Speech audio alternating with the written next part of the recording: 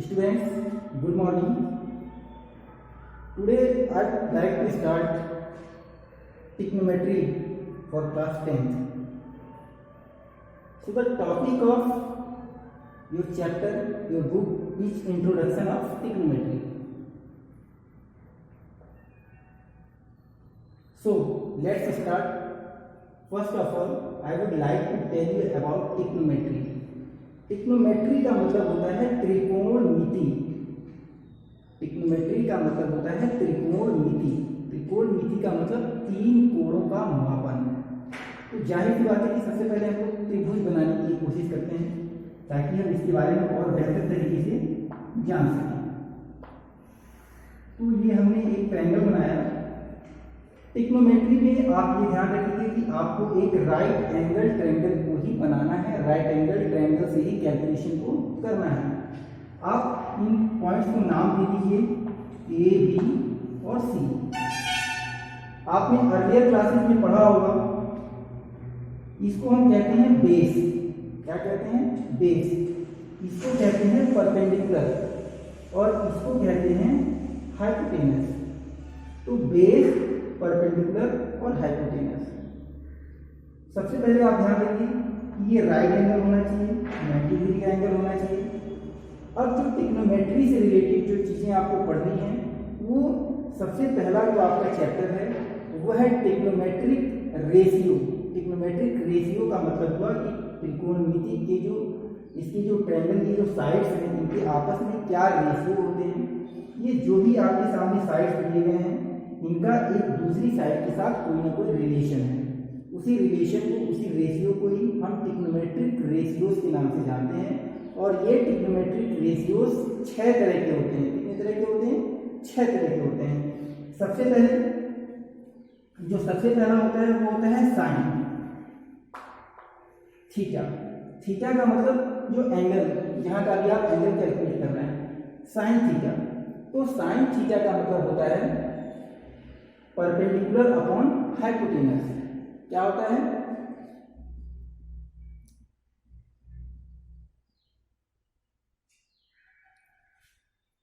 Perpendicular upon hypotenuse. तो हम इसको कह सकते हैं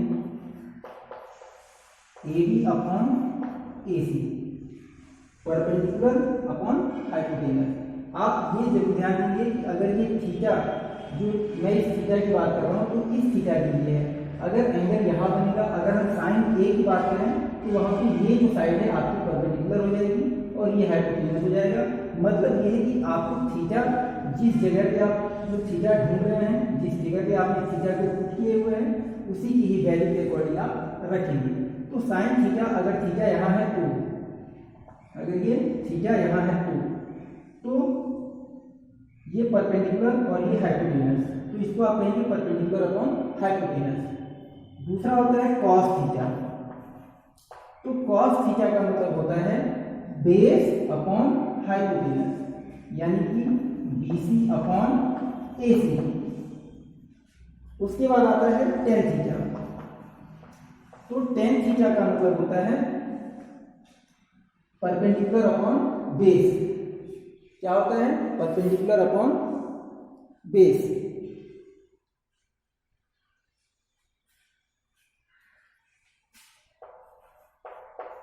A B upon B C. ये बेसिकली आपकी 3 रेशियोज हो गए, sine theta, perpendicular upon hypotenuse, cos theta, base upon hypotenuse, और tan theta, perpendicular upon base. इसके बाद चलते हैं कॉसेक थीटा। तो कॉसेक थीटा जो है वो बेसिकली साइन का अपोजिट होता है, अपोजिट ऑफ साइन। अब साइन का अपोजिट कॉसेक। तो इसका मतलब हुआ, हम इसको लिख सकते हैं A C upon A B, A C upon A B. Cos का उल्टा होता है सेक थीटा। तो सेक थीटा को हम लिख सकते हैं A C upon B C, A C upon B C. इसी तरीके से टेन का उल्टा होता है कॉट थीटा।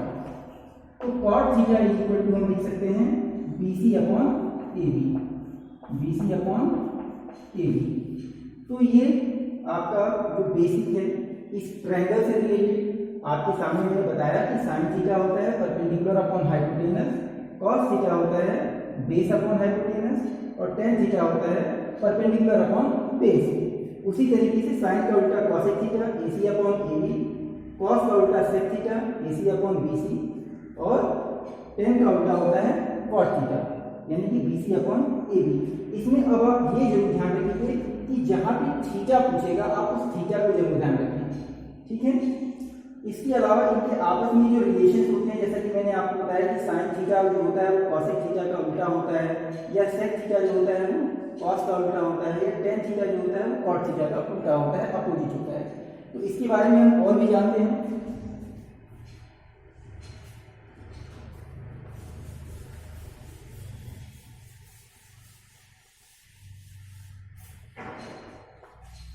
हम साइन थीटा को लिख सकते हैं 1 upon cosec theta,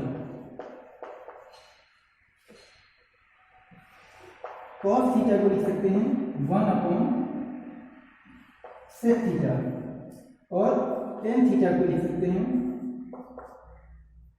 1 upon cot theta. ये हुआ। इसके अलावा अगर आप चाहें टेन थीटा को, तो टेन थीटा को आप sine theta upon cos theta भी लिख सकते हैं।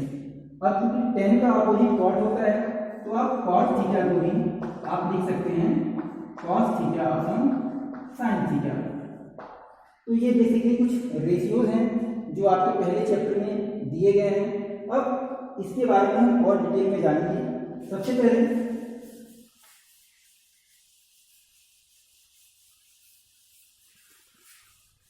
एक राइट एंगल ट्रायंगल में जो आपको पहला चैप्टर दिया गया है उसमें आपको कुछ इन्हीं फार्मूलों के यूज करके क्वेश्चंस को सॉल्व करने हैं। लेकिन इसके लिए आप ये ध्यान दें कि हमने अर्लियर क्लासेज में लाइक 7, 8, 9 में हमने एक राइट एंगल ट्रायंगल से रिलेटेड एक थ्योरम पढ़ा है जिसको हम पाइथागोरस थ्योरम के नाम से जानते हैं। तो पाइथागोरस थ्योरम में हमें ये बताया गया है कि किसी भी राइट एंगल ट्रायंगल का जो हाइपोटेनस होता है वो उसके परपेंडिकुलर और बेस के का स्क्वायर जो होता है, किसी भी राइट एंगल ट्रायंगल के हाइपोटेनस का जो स्क्वायर होता है वो बाकी दोनों साइड के स्क्वायर के सम के बराबर होता है। इसका मतलब ये हुआ कि इसमें हाइपोटेनस जो AC है, AC का जो स्क्वायर होगा वो AB का स्क्वायर और प्लस BC के स्क्वायर के बराबर होता है। ये आपका पाइथागोरस थ्योरम कहलाता है। तो अगर हमको इस एक्सरसाइज में कोई भी क्वेश्चन ऐसा दिया गया है जिसमें कोई भी दो साइड दी गई हैं आपको, तो आपका पहला काम ये होना चाहिए कि आप तीसरी साइड भी फाइंड करें पाइथागोरस थ्योरम का इस्तेमाल करके। इसका यूज करके आप जो बाकी जो एक साइड है उसको भी आप फाइंड आउट करें, तब जाकर के आप आगे के क्वेश्चन इसमें सॉल्व कर पाएंगे। तो अब मैं चलता हूँ इसमें क्वेश्चन की तरफ। जो आपकी बुक में एक्सरसाइज दी गई है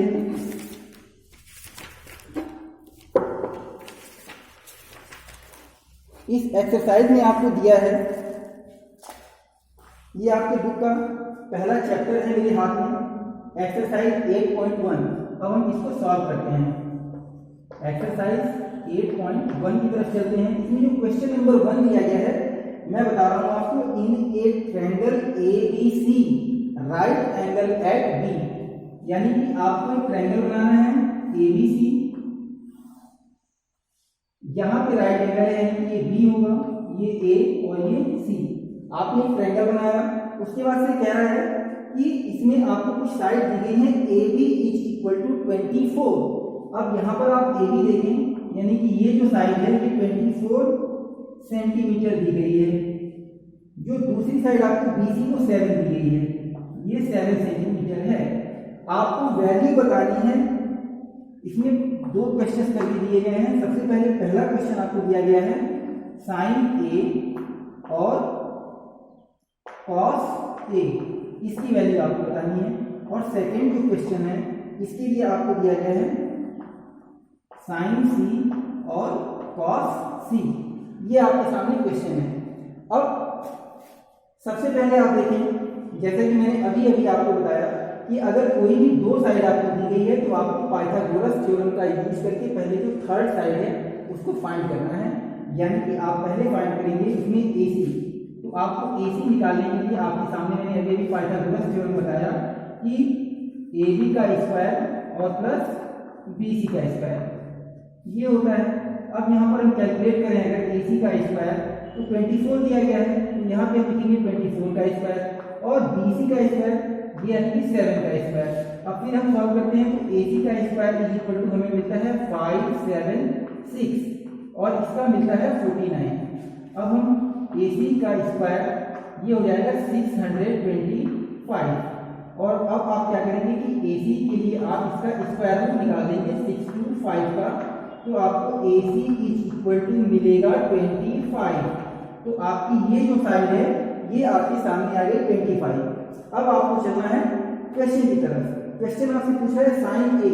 अब आप ध्यान देंगे कि यहाँ पे इस एंगल की बात कर रहे हैं यानी कि थीटा कहाँ है, यहाँ पे है। तो साइन A की जब बात कर रहा है तो हमने पढ़ा है कि sine A is equal to होगा परपेंडिकुलर अपॉन हाइपोटेनस।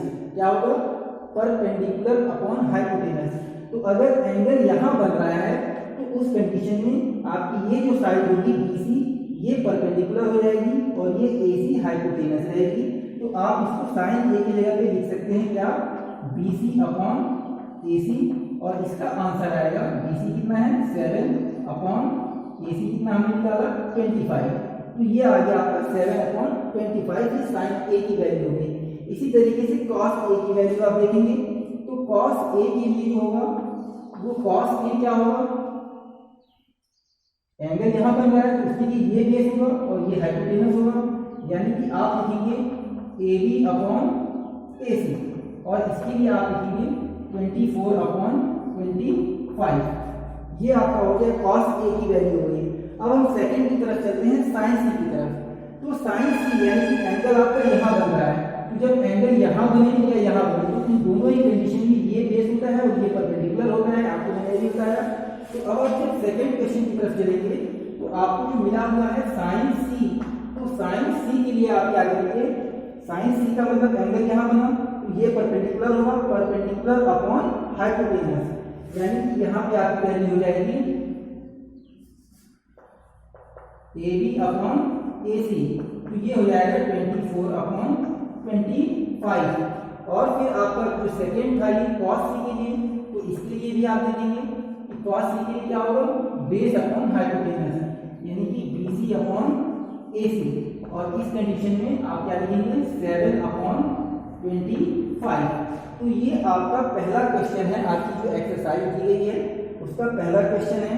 जैसा कि मैंने आपको सॉल्व करके दिखाया, आपको अगर कोई भी इससे रिलेटेड कोई भी क्वेश्चन जो आपके सामने दिया गया है आपसे पूछा जा रहा है तो आप पहले एक ट्रायंगल बनाएंगे, राइट एंगल बनाएंगे और राइट एंगल ट्रायंगल बनाने के बाद अगर कोई भी दो साइड दी गई है तो आप पहले थर्ड साइड फाइंड करेंगे और थर्ड साइड फाइंड करने के बाद तब जो आपको रेशियो आपको जो पूछा गया है आपसे रेशियो, आप उस रेशियो को सॉल्व करेंगे।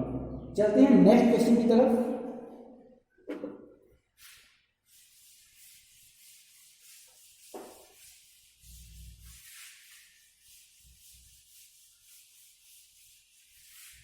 आपके सामने जो नेक्स्ट क्वेश्चन पूछा गया है,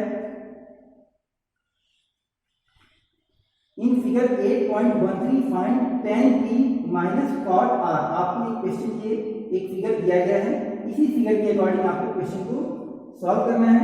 सबसे पहले हम एक ट्रायंगल बना लेते हैं जैसा कि आपके बुक में दिया गया है और इनके आप नाम देंगे P Q R।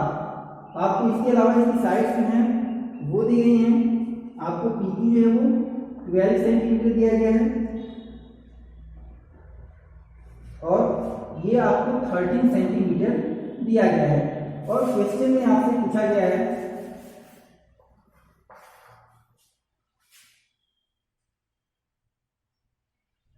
Find tan P minus cot R। तो ये आपके सामने क्वेश्चन है।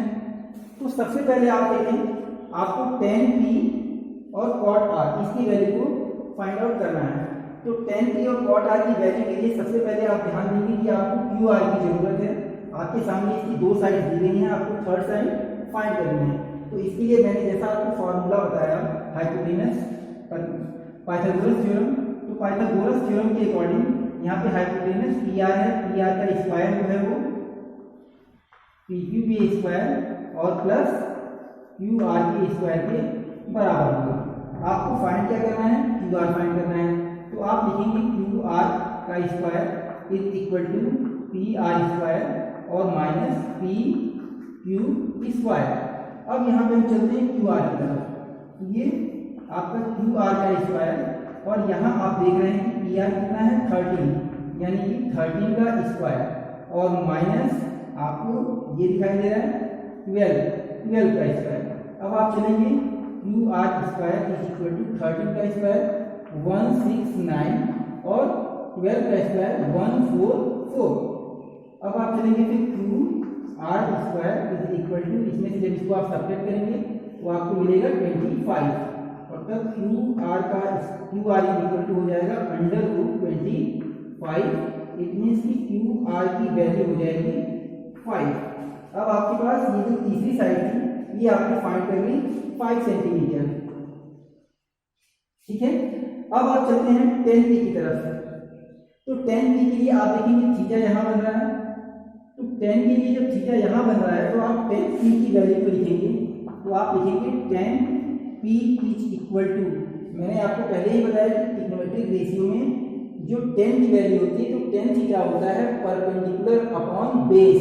क्या होता है, परपेंडिकुलर अपॉन बेस।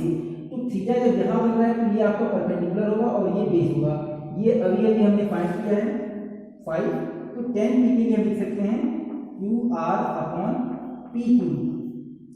अब यहाँ पे आप देखिए क्यू आर के लिए, तो क्यू आर हमने कितना फाइंड किया 5 अपॉन 12, ये आपकी 10p की वैल्यू होगी। अब आप कॉट आर की वैल्यू देखें, तो कॉट आर एंगल यहाँ बन रहा है तो ये बेस होगा, ये परपेंडिकुलर होगा। कॉट आर क्या होता है, बेस अपॉन परपेंडिकुलर, यानी कि ये भी यही होगा Q R upon P Q, ये भी होगा आपका 5 अपॉन 12। अब आप लिखेंगे 10p minus cot R is equal to 5 upon 12 minus 5 upon 12, इसका मतलब हो गया 0। तो ये आपका आंसर हुआ क्वेश्चन नंबर 2 का। तो ये कुछ फॉर्मूले, कुछ क्वेश्चंस मैंने आपको बताए। अब हम नेक्स्ट क्वेश्चन की तरफ चलते हैं। अगला क्वेश्चन देखते हैं कैसे सॉल्व करना है।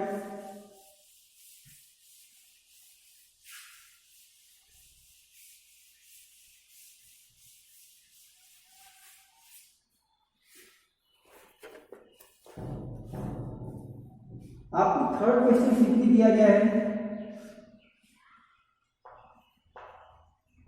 Sine A is equal to 3 upon 4। तो आपको वैल्यू फाइंड करनी है। Find cos A and tan A, ये आपको ये दो वैल्यू फाइंड करनी है। सबसे पहले आप देखिए,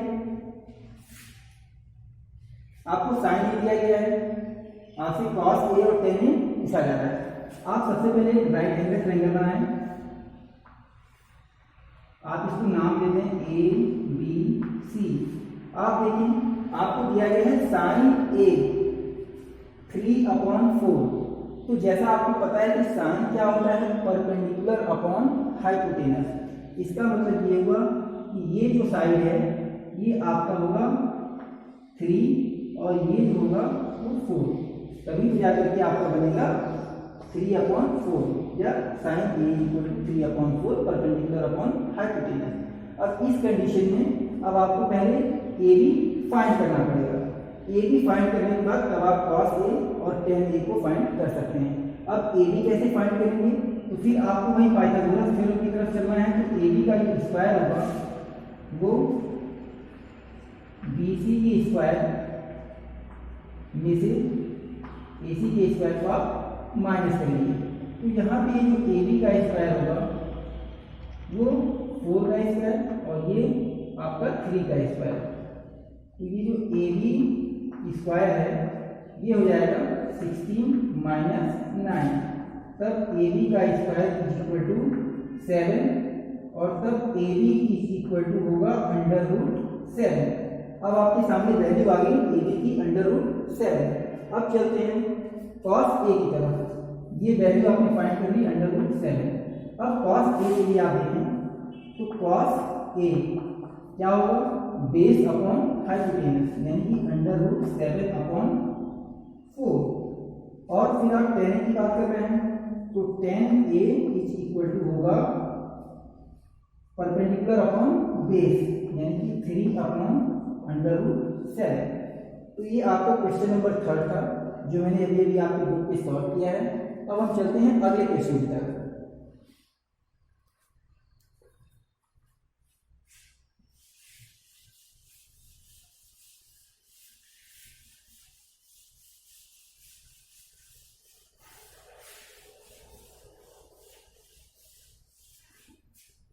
जो क्वेश्चन नंबर 4 है आपका,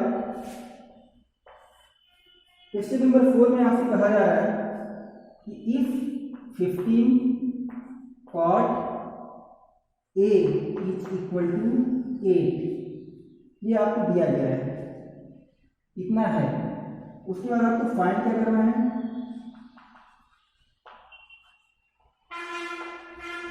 साइन ए एंड सेक ए, ये दो आपको फाइंड करने हैं। सबसे पहले आपको जो दिया गया है हम इसकी बात करें तो हम इसको लिख सकते हैं cot A is equal to 8/15। ये 15 इसके नीचे आ जाएगा जब साइड को आप चेंज करेंगे। अब ये आपके सामने फिर क्वेश्चन आएगा। अब फिर आप एक ट्रायंगल बनाएंगे और ट्रायंगल बना करके इनको आप नाम दे देंगे इसमें ए बी सी। आपको पता होना चाहिए कि कॉट क्या होता है, कॉट होता है बेस अपॉन परपेंडिकुलर। कॉट की वैल्यू क्या होती है, बेस अपॉन परपेंडिकुलर। तो इसका बेस क्या हो जाएगा 8 और ये क्या हो जाएगा 15, ठीक है।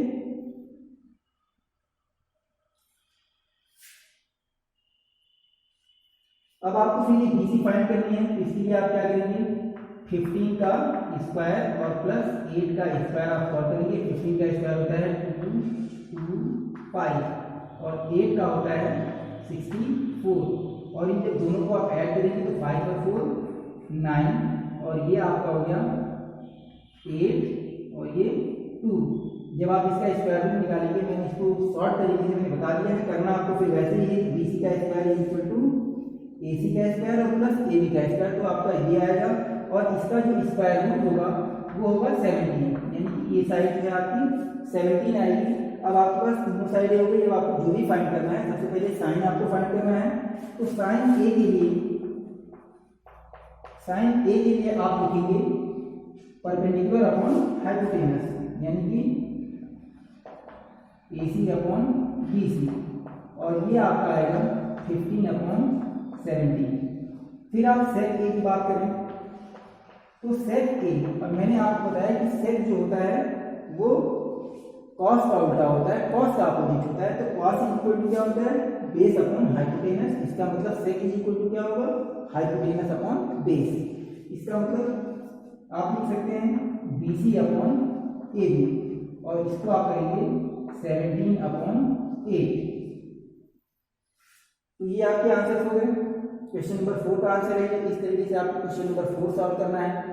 नेक्स्ट क्वेश्चन देख लेते हैं। एक क्वेश्चन और मैं आपको बताता हूँ, उसके बाद से फिर आप इसको सॉल्व करेंगे घर पे बैठ के।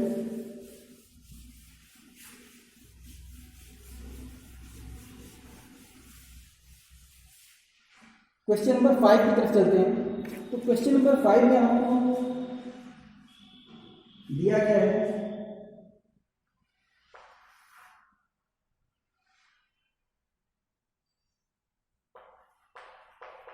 सेक theta. Sec theta is equal to आपको दे दिया है 13/12 और आपसे कह रहे हैं कि सारे ट्रिग्नोमेट्रिक रेशियोज आपको फाइंड करना है। सारी ट्रिग्नोमेट्रिक रेशियो फाइंड करने का मतलब क्या हुआ, आपको साइन थीटा भी बताना है, कॉस थीटा भी बताना है, टेन थीटा भी बताना है, कॉसेक भी बताना है, सेक आपको दिया ही है और टेन भी बताना है। तो सबसे पहले जो दिया गया है इसके बेस पे हम एक ट्रायंगल बनाते हैं और ट्रायंगल बना करके हम इनको नाम दे देते हैं A B C. Suppose that की थीटा यहाँ है, तो सेक थीटा क्या होगा, हाइपोटेनस अपॉन बेस। इसका मतलब ये क्या होगा 13 और ये आपका आएगा 12। अब इस आधार पे आपको ए बी फाइंड करना होगा, तो आप ए बी फाइंड करने के लिए क्या करेंगे, ए बी का स्क्वायर इज इक्वल टू 13 का स्क्वायर और माइनस 12 का स्क्वायर। अब ये जो ए बी का स्क्वायर है, ये 13 का स्क्वायर 169 और 12 का 144, और तब A B square is equal to 25, A B is equal to √25 और A B is equal to 25 का स्क्वायर होता है 5। अब ये आपके सामने आ गया, ये साइड आ गई इसकी 5। अब आपको जो भी फाइंड करना है अब आप फाइंड कर सकते हैं। जैसे कि एग्जांपल के लिए अगर साइन थीटा फाइंड करना है तो साइन थीटा क्या होता है, परपेंडिकुलर अपॉन हाइपोटेनस यानी कि 5/13। कॉस थीटा आपको फाइंड करना है तो कॉस थीटा क्या होता है, बेस अपॉन हाइपोटेनस यानी कि 12/13। आपको टेन थीटा फाइंड करना है तो टेन थीटा इक्वल टू क्या होता है, परपेंडिकुलर अपॉन बेस 5/12। आपको कॉसेक थीटा फाइंड करना है तो कॉसेक थीटा क्या होता है, हाइपोटेनस अपॉन परपेंडिकुलर यानी कि 13/5। अब आपको अगर सेक थीटा फाइंड करना है, सेक थीटा आपको दिया हुआ ही है। आपको कॉट फाइंड करना है तो कॉट थीटा इक्वल टू हो जाएगा 12/5, क्योंकि कॉट थीटा होता है बेस अपॉन परपेंडिकुलर। तो ये कुछ क्वेश्चंस थे, कुछ एग्जांपल्स थे जो मैंने आपको बताया। मैंने आपको एक तरीका बताया कि किस तरीके से आपको सॉल्व करना है। इन सारी बातों को आप ध्यान दें। नेक्स्ट वीडियो में मैं आपको इसके आगे के क्वेश्चंस बताऊंगा। तब तक आप इसमें आगे क्वेश्चंस दिए गए हैं, आप उनको सॉल्व करने की कोशिश करें। Thank you.